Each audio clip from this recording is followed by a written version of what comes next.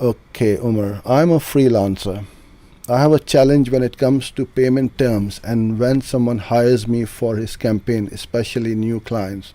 So, okay, you have not said what the challenge is. The challenge is it to get paid or is it to get paid on time? Because these are two different things. Because some customers are unfortunately like that, where they don't pay on time or they don't pay. So you need to keep things very simple, and you have your written terms and conditions upfront. I'm not saying go to an attorney or a lawyer and make a long contract. Just say, I expect to be paid on such and such date when I send you my invoice, or within so many days. The way we work, and we had this problem as well, and every business has. You see, big or small, or freelancer or whoever you are, everybody has similar issues.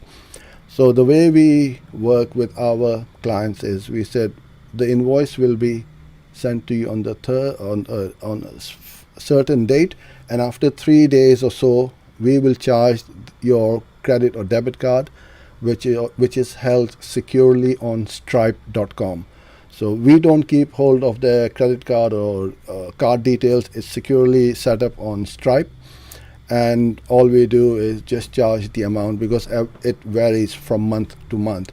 But if you have a same recurring, let's say you're charging $100 for an account every month until they cancel, then you can set up a recurring billing either through PayPal as well, which is very straightforward and easy, or through Stripe, and then they will get charged the same amount on the same date every time.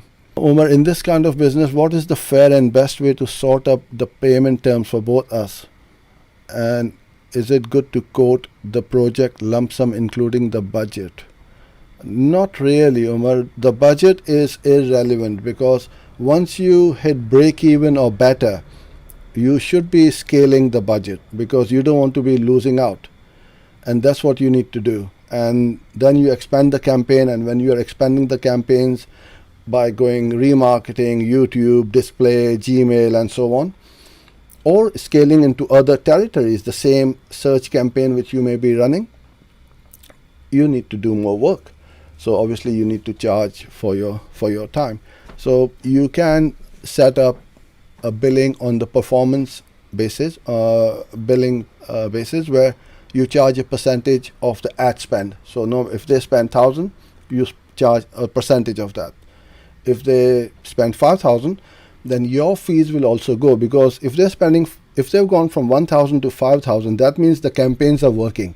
You are making them a positive, giving them a positive return on investment, and they are not losing money. If they were losing money, they will not scale. So you know, and they know, both of you know, they are making money. And if you have worked out all your numbers before a single penny is spent, then you know straight away what is your cost per acquisition or your ROAS target, and then you scale it. So yeah, get everything in writing, get it signed, and then you are protected. And one more thing which I would also add, a lot of them are very cheeky. They will then put in a refund request in PayPal or Stripe or whatever, as long as it states in your terms and conditions that you cannot offer partial or full refund once the work has started, then you've got the signature. So a great question you asked. Thank you. I hope I've answered your question, and that's what you were looking for.